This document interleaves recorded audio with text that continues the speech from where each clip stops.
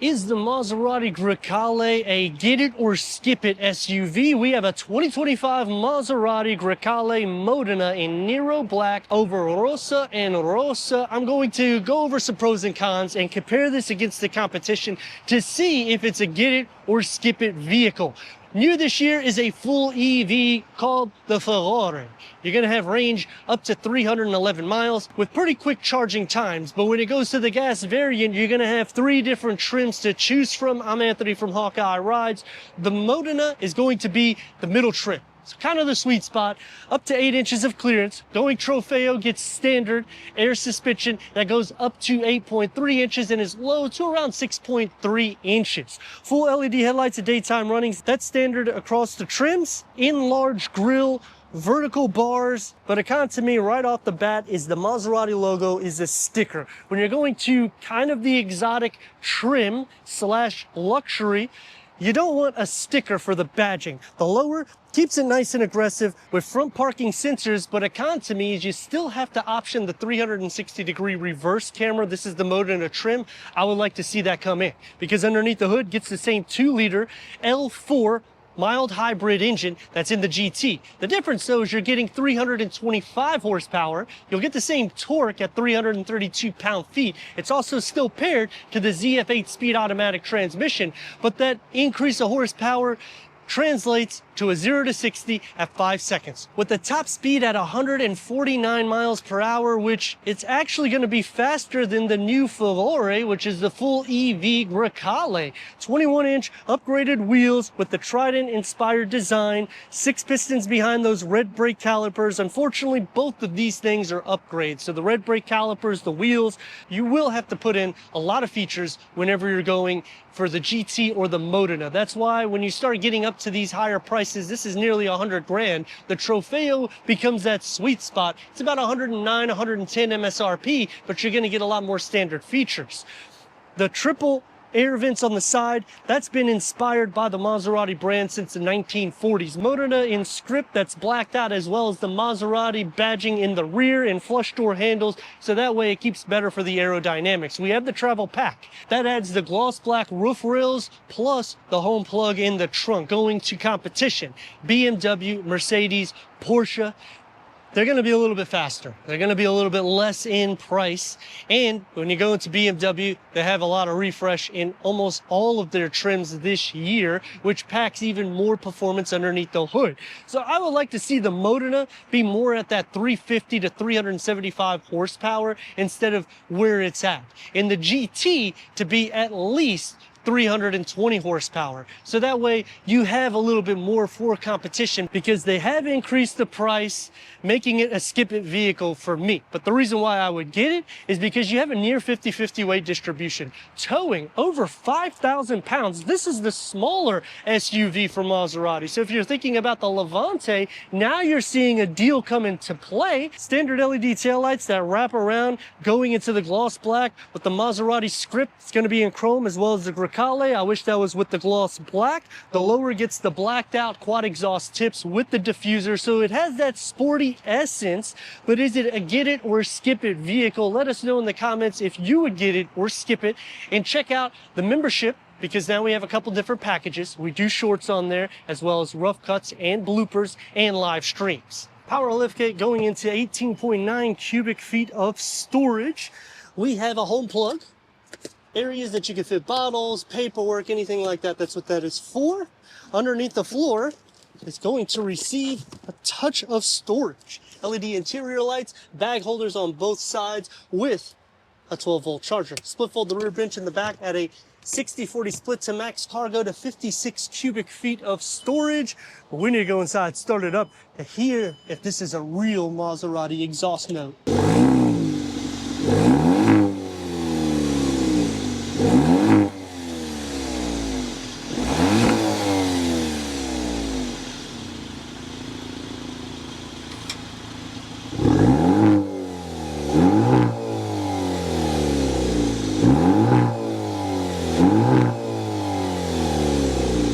The key fob to the Modena Grecale. Leather wrapped seats, 14-way power seat adjustment, Maserati Trident badging, sport seats, heated, ventilated, manual cushion extensions. It's all digitized for the Maseratis going forward. That's the way they want to do it. Let's fire it up.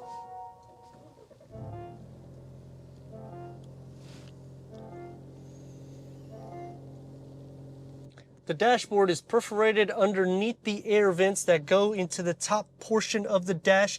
Heads-up display because we have the technology package. Digital clock on this 8.8-inch touchscreen. Click onto the clock and you can change everything here. So that's the clock, the compass for your brake and power, as well as the G meter. Turn on and off your lights or to leave it on automatic. The climate control, everything more or less is done through here. And the top is a 12.3-inch with Apple CarPlay, Android Auto, Sirius XM, AM, FM, streaming Bluetooth audio. Oops, hit phone too many times. There's the apps. You got to push it into gear. This is your reverse camera. It doesn't cover up the full screen. It doesn't have any other camera layout positions. It does move for the trajectory. I just kind of wish it would at least cover up the whole screen because I don't really need to see this. I could have that integrated in the 12.3 digital gauge reader that can go through an array of different content for the driver. The con that I have is that it is a little bit slower in the interface, but once you get it moving along, you can kind of configure it nicely, so that way you can have it tailored to your liking. Leather wrapped steering wheel, it's heated multi-function. Paddle shifts are metal. Push button starts on the steering wheel. This is out of the Alfa Romeo parts bin, and the driver mode select is right here. So you'll just simply click on it. That's the Comfort, GT, and Sport.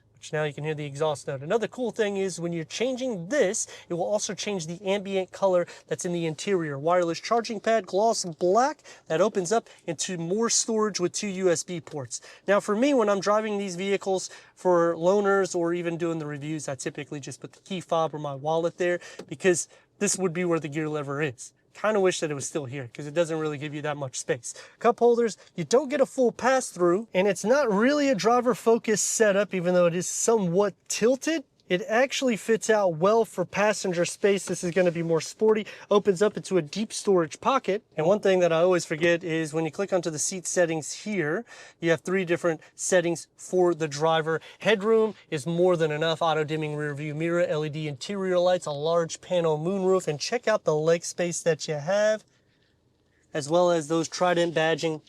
They put them right here as well. Nice little touch. Door panel and dash configured together nicely. I kind of like that it has the gloss black because if you put a different pattern, I feel it just doesn't connect the same way. Push button to get out, Sonofibers sound system, soft to touch, you get the stitch work, and about a medium-sized storage pocket. For the back seats, this is the opening that you have to fit 2 more with cup holders and armrests. Because we have the climate package, you have the climate control in the back, heated rear seats, air vents, USB port storage behind both of the front seats. The door does not have any manual sunshades, no soft closed doors. You get the same pattern design that comes into play, that glossy black that's going to be hard to see in the sunlight, and a smaller storage pocket.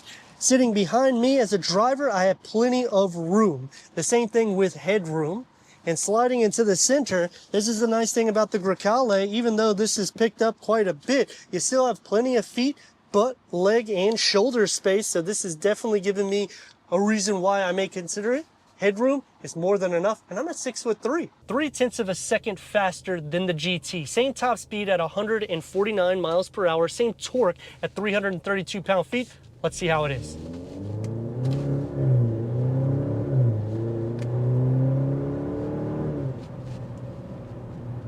I mean, it's quick. Not a huge fan of the Turbo Force exhaust note, but you can lower that and put it into GT mode, which is kind of the everyday drive, so you're not in comfort. But even the ride to it, the suspension holds itself really well. The seats are going to be a lot more sporty, not like BMW, but it's not going to be as soft as Mercedes and Audi. It's going to take me to some pros and cons. Starting off with the pros is it's a pretty decent value going from the GT to the Modena, but the sweet spot really is the Trofeo, but now they have increased the price to about 110 grand. And they have a new EV, so you could either go between that or the Trofeo, which the Trofeo is going to be faster but less horsepower and torque. Clearance is good, 8 inches. Visibility is even better. Maneuverability is good because it's not that long or wide of a vehicle, and it's quiet in the interior of the cabin. They do a good job sealing it up. Obviously, if you hit any potholes or anything like that, you will feel a lot of those imperfections. At a higher speed, it's going to be a little bit more composed. At a lower speed, you're going to feel it a lot more so. But overall, even going over speed bumps in this vehicle, it just kind of glides.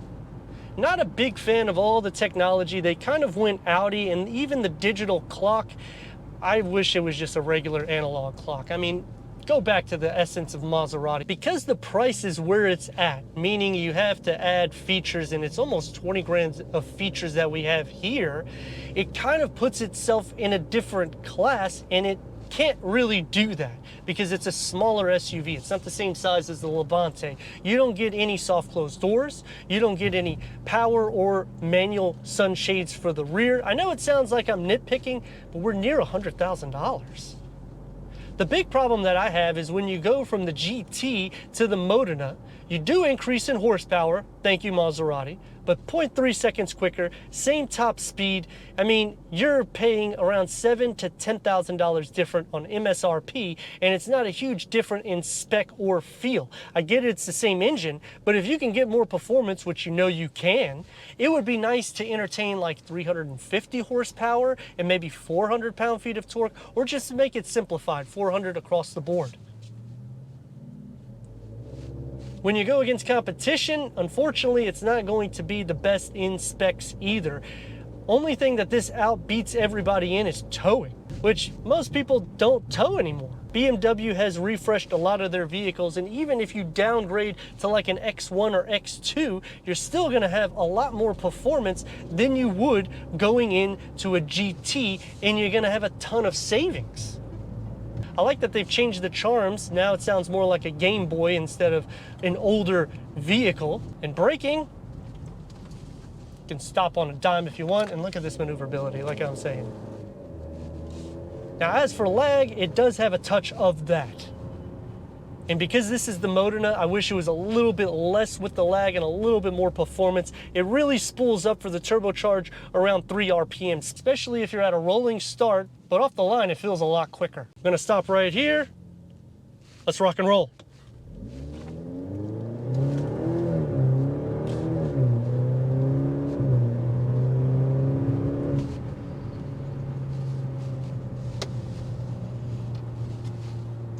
It's quick. I mean, you'll definitely get a speeding ticket whether you go GT or Modena. The Trofeo, though, definitely gives you the blend of both worlds. So if you are going to feature it up, I would consider going that route because you're going to have a little bit more of a wow factor. It is still a fun to drive vehicle, composed and comfortable, so it ticks the box for the everyday. Just because Porsche, BMW, Mercedes, and Audi has more performance variants, it doesn't mean that this is not a awesome vehicle to drive.